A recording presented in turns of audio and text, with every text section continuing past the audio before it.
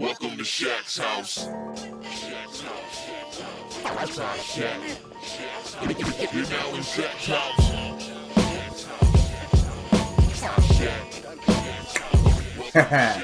What's up, Shaq Houses? How you doing? It's your boy Shaq House here.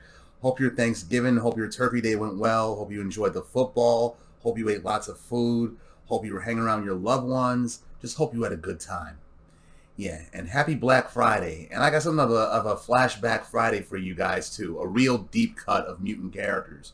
I mean, as you probably saw from the feature image on this video, you saw one old white guy, a blonde-haired white chick, and a dark, exotic-looking white chick.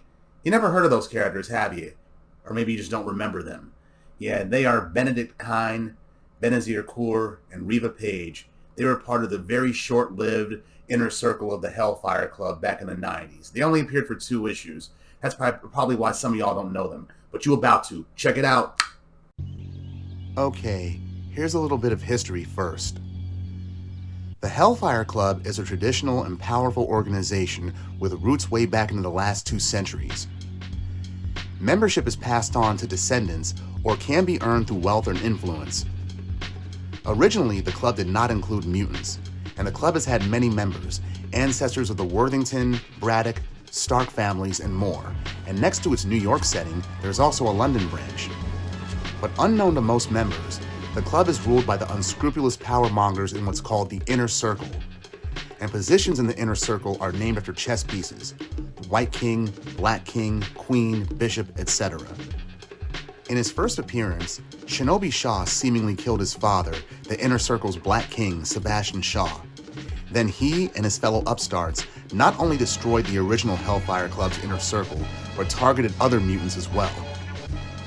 After the upstarts wiped out the Hellfire Club's old rulers, Shinobi Shaw assumed his father's mantle and became the new Black King of the new Hellfire Club's Inner Circle. He attempted to recruit the likes of Archangel, Psylocke, and Storm into his circle, but failed. Cordelia Frost, the younger sister of Emma Frost, the Inner Circle's former White Queen, applied for membership and wanted the position of her sister. As a gift, she presented a powerful captured mutant named Mondo, who later became a Generation X member and was later revealed to be a phony, but you know what, never mind all that. You see, anyway, Shinobi Shaw wasn't really interested in Cordelia, and he mentioned that the position of the White Queen was filled up anyway. Shinobi abandoned the club and then fled from public eye after learning of his father's survival, and his inner circle has not been heard from since. Before we talk about them, here's a commercial. Promotional consideration paid for by the following. Hey, do you like urban fiction, crime dramas? Do you like stories in the same vein as George Pelecanos? Then you'll love author Derek Scarzella's novels, The Vicious Game and Knuckle Crack Bone. Though both novels are set in Washington, D.C. during the time of the mid-2000s, they both involve the streets, money, sex, drugs, and compelling characters who have to make decisions about their lives and the forces that pull them back into the alluring world of crime. That's The Vicious Game and Knuckle Crack Bone. Both are available at Amazon. See the links below. Check them out.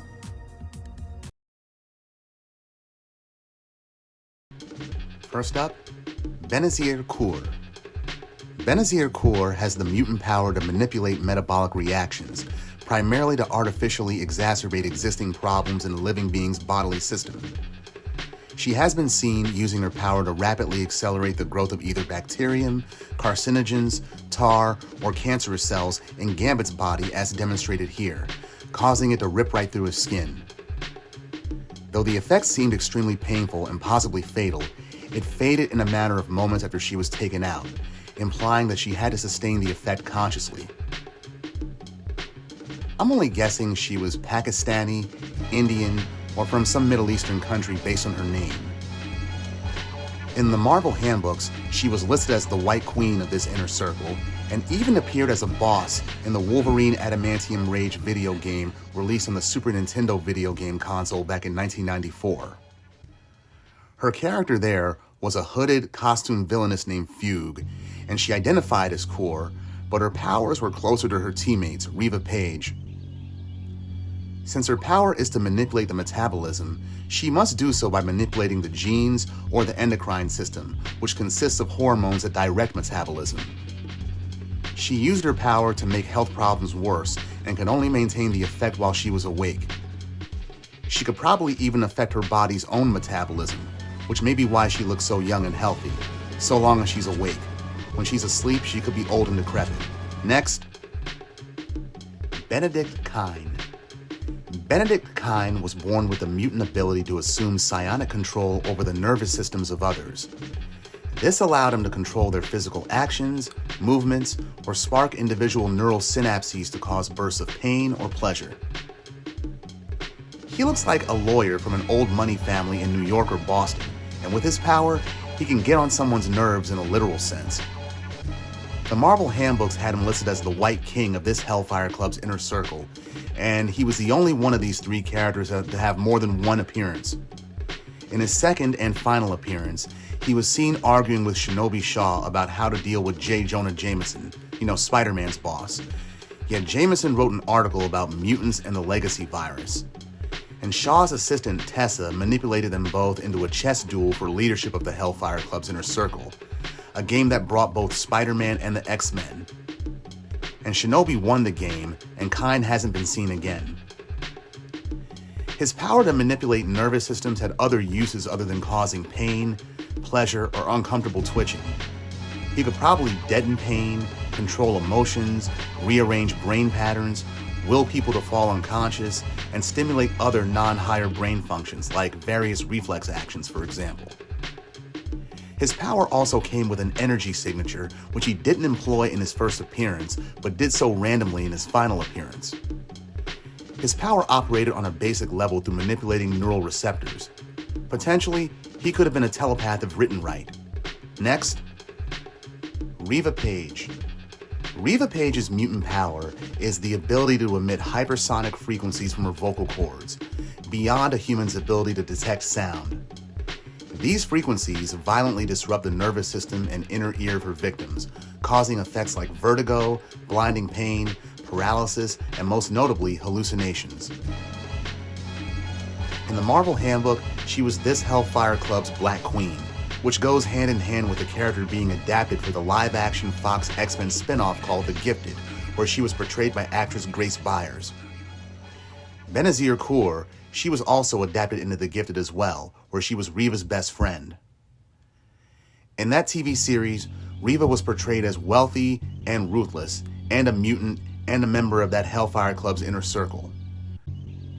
Her counterpart in the comics didn't talk much, but like her, was a smoker, which makes me wonder how her power was not affected by that.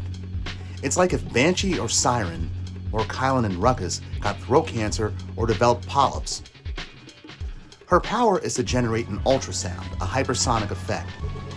Now it's known that ultrasound is not a unique type of sound, but is classified differently since humans cannot hear it. However, the presence of those frequencies has a measurable effect on their physiological and psychological reactions, which is how Reeva's power creates hallucinations and the other effects. With her blonde hair, her short blonde hair, and those cigarettes she's always smoking, she kind of reminds me of Jessica Lange's character in the 1991 remake of Cape Fear. Now, none of these mutants appeared past the 90s. They were not on the 198 list at their M-Day, and they were not mentioned on Krakoa, so they're presumably either depowered and or dead. The creative team behind these characters, they must have had some kind of medical or anatomical interest, because each of their powers involve manipulating the human body and its systems. If they were medical doctors, Kine would be a neurologist, Kaur would be an endocrinologist, and Payge, she'd be an otolaryngologist. Try saying that 3 times fast.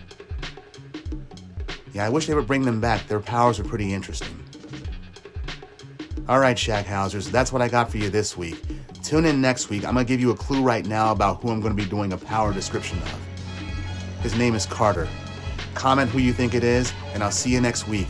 And you have a good one. Later. Mansion, apartment. Shack house. Yes! Yeah.